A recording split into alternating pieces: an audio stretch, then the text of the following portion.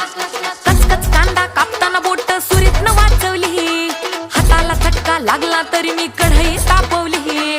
कचकच कांदा कापताना बोट सुरीतनं वाचवली, हाताला चटका लागला तरी मी कढई तापवली.